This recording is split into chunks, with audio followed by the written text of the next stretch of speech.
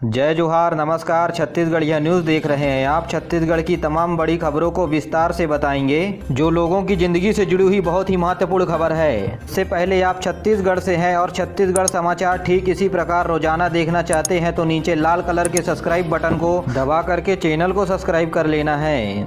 इससे पहले आज की कुछ प्रमुख सुर्खी। छत्तीसगढ़ विद्युत विभाग में होने वाली परीक्षाओं के लिए किया गया तारीखों का ऐलान। प्रदेश के नक्सल इलाकों में चलेगी नई मेमू लोकल ट्रेन। छत्तीसगढ़ में 2 दिनों के लिए हुआ राजकीय शोक घोषित। प्रदेश का सांस्कृतिक कार्यक्रम हुआ रद्द। प्रदेश में सहायक शिक्षकों के प्रमोशन के लिए प्रमोशन लिस्ट जारी करने हेतु आदेश दिया गया। छत्तीसगढ़ में होगी विदेशी फसलों की खेती, किसान होंगे मालामाल। तो वहीं छत्तीसगढ़ सरकार को तालाब खुदाई के दौरान मिला खजाना। तो वहीं छत्तीसगढ़ में बिजली कंपनी की भर्ती परीक्षा 21 फरवरी से शुरू होने जा रही है। कोरोना काल के बाद टाली गई लाइनमैन की भर्ती परीक्षा की नई तारीख तय कर दी गई है और परीक्षा के लिए 7 क्षेत्रीय कार्यालयों में बनाया गया है केंद्र। छत्तीसगढ़ के बिजली विभाग के 5 क्षेत्रों में 2434 पदों पर होनी है भर्ती परीक्षा। अगर पदों को जाने तो ओबीसी के लिए 479 पद है, तो वहीं अनुसूचित जनजाति के लिए 334 पद हैं। तो वहीं अनुसूचित जनजाति लोगों के लिए 813 पद है और अनारक्षित पद यानी जनरल कैटेगरी के पदों की बात करें तो 1374 पद हैं। जी आपको बता दें कि Chhattisgarh state power distribution company lineman की भर्ती के लिए 21 फरवरी से दस्तावेज सत्यापन और शारीरिक दक्षता परीक्षा होनी है।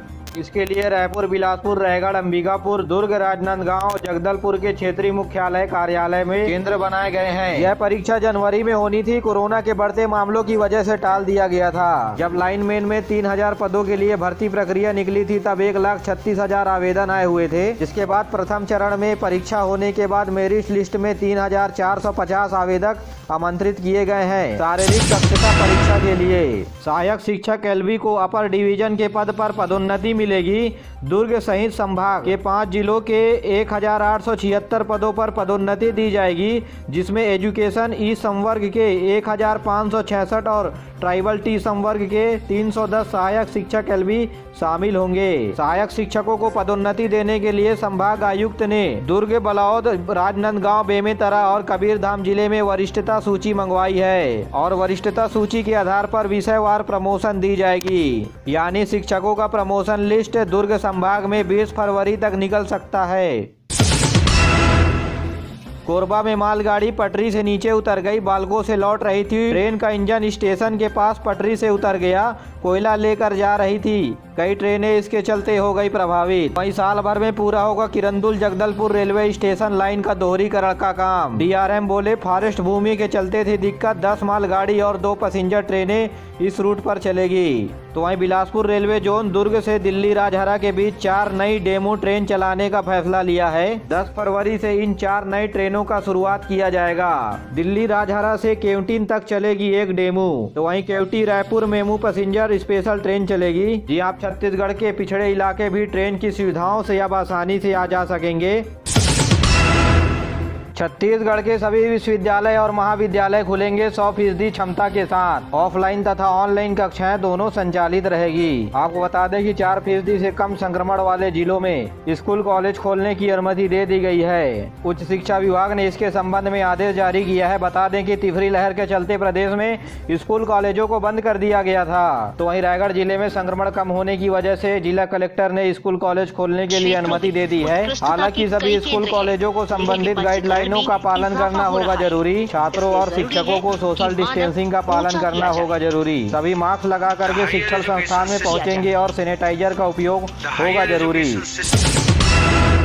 एक बार फिर से कोरिया जिले के एसपी और कलेक्टर दोनों को बदल दिया गया है। कुलदीप शर्मा को जिले का नया कलेक्टर बनाया गया है, जबकि प्रफुल्ल ठाकुर को एसपी बनाया गया है। जिसके बाद नगर निगम चुनाव होने के पश्चात एसपी और कलेक्टर को कम समय में हटाने के बाद नेताओं के द्वारा सवाल खड़े किए जा रहे हैं। वहीं कोविड-19 के संक्रमण जैसे ही प्रदेश में कम होते जा रहा है, वैसे ही ऑफलाइन परीक्षाएं लेने का मन बना रही है प्रशासन। बोर्ड की परीक्षाओं के लिए जल्द ही समीक्षा होने जा रही है।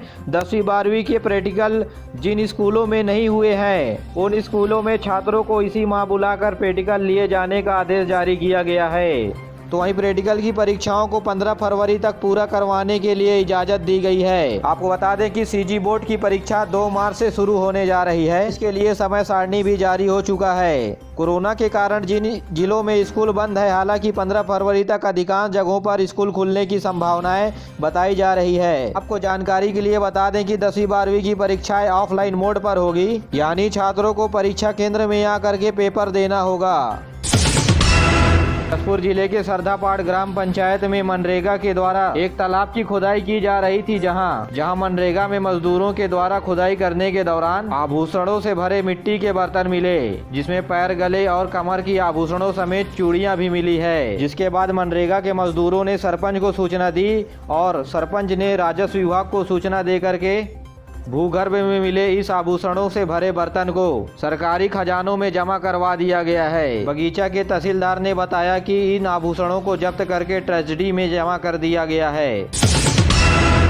भूपेश बघेल ने रायगढ़ जिले के खरसिया में होने वाले हादसे पर ट्वीट किया। उन्होंने लिखा कि रायगढ़ जिले के खरसिया में पावर ग्रिड लाइन के पास टावर शिफ्टिंग के दौरान हुए हादसा होने के चलते 4 मजदूरों पर गहरा दुख प्रकट करते हुए कहा है कि जिला प्रशासन मृतकों के परिवार को हर संभव मदद दे और घायल हुए लोगों को बेहतर इलाज करने के निर्देश दिए हैं। दरअसल रायगढ़ जिले के खरसिया में सपले और सिंदरीपाली के बीच बिजली का टावर गिर गया। इस लाइन पर मॉडिफिकेशन का काम किया जा रहा था। इस दौरान करीब 15 मजदूर टावर के ऊपर और आसपास थे। 4 मजदूरों के द्वारा चढ़कर काम किया जा रहा था और टावर गिरने की वजह से उनकी मौत हो गई और करीब 12 से 13 मजदूर घायल हो गए। और मौके में घटना स्थल पर खरसिया के बड़े पुलिस अधिकारी पहुंचे, जहां ठेकेदारों के खिलाफ मामला दर्ज करके कार्रवाई की जा रही है।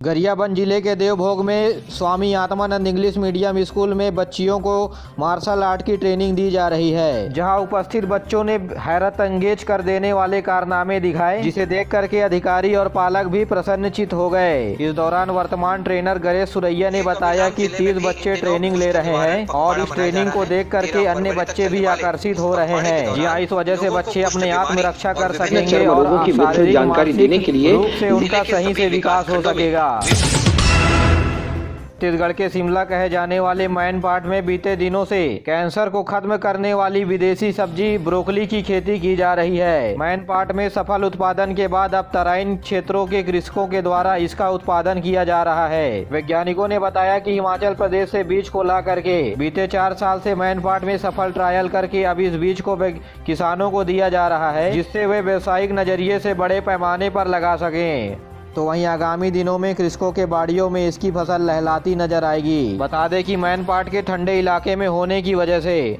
पठारी क्षेत्रों में भी ब्रोकली की खेती की जाएगी, ताकि किसान माला माल हो सके। सीएम भूपेश बघेल के बेटे की शादी नवा रायपुर के रिसोर्ट में हो रही है। इस दौरान सीएम भूपेश बघेल स्वास्थ्य मंत्री टीएस सिंहदेव का हाथ पकड़े हुए नजर आए। इसके बाद सीएम समेत तमाम बाराती नाचते गाजते बारात लेकर के रिसोर्ट पहुंचे। सीएम भूपेश बघेल सफेद शेरवानी और रंगीन साफे में नजर आए। जैसे ही बारात पहुंची, सीएम के समधी ने उन्हें गले लगाया। तो वहीं सीएम के बेटे चैतन्य की शादी में दूसरे राज्यों के नेताओं का भी जमावड़ा लगा हुआ है, जहां मध्य प्रदेश के कांग्रेस की ओर से राज्यसभा सांसद दिग्विजय सिंह और झारखंड के सीएम हेमंत सोरेन भी वर वधू को आशीर्वाद देते हुए नजर आए। तो वहीं शादी समारोह के दौरान छत्तीसगढ़ के सभी कैबिनेट मंत्री और विधायक भी पहुंचे हुए थे।